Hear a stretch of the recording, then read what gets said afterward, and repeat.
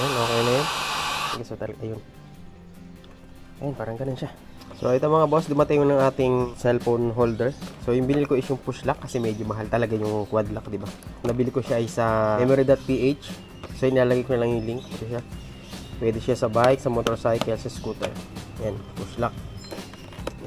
And ito ang laman niya. What's this? Ang manual.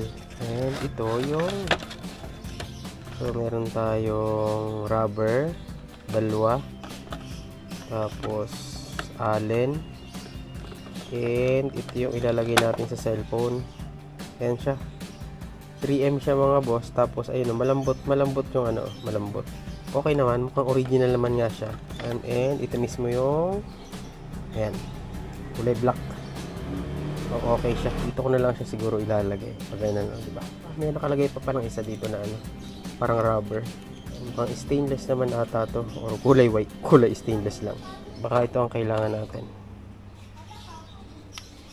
Yan. Ito yung pinakamaliit. Ito yung isa nakapal. Tapos ito yung nandun sa, ito yung nandun mismo. Liit na. Tanggalin ko muna ito. Okay, tanggalin lang muna natin. Ayan o, ganun lang siya. Yung iba kasi dalawa yung thread niya. Dalawa yung bolt. Ay, parang maluwag. Kung higipitan. Ayan, kailangan kasi natin yan lalo kung ano. Sanay kasi ako may ano, may phone holder. Lalo kapag hindi natin alam yung daan, kailangan nating mag waste or ayun nga, hindi siya pwede, masyadong manipis yung isa. Yung makapal lang kailangan natin. Ito siya kung original talaga to.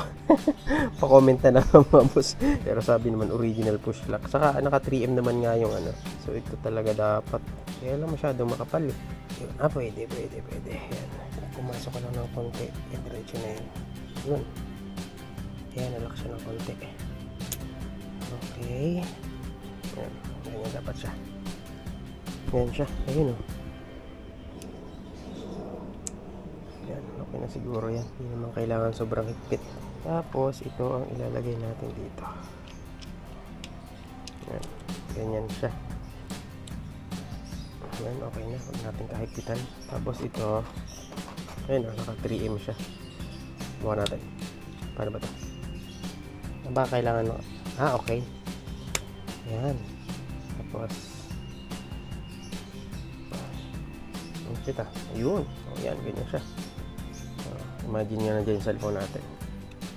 Okay. Hindi naman siya nakaharang sa ano ko sa dashboard. Dun sa ano. Tapos pagtatanggalin. Yan. Okay. Mukhang okay naman siya.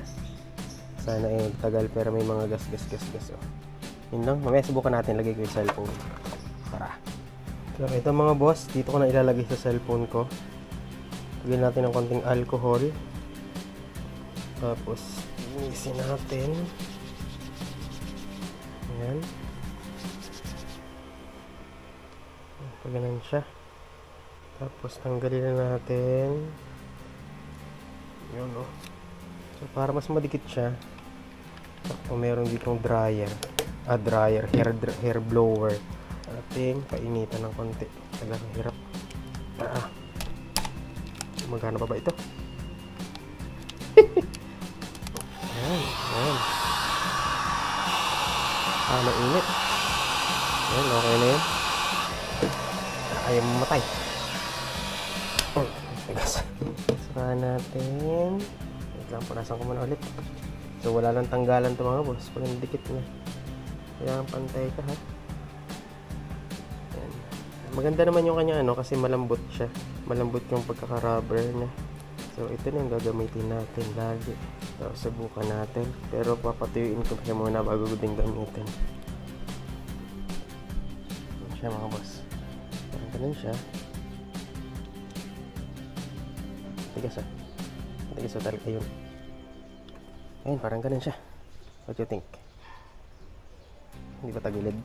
Ayos, di ba? Ayan.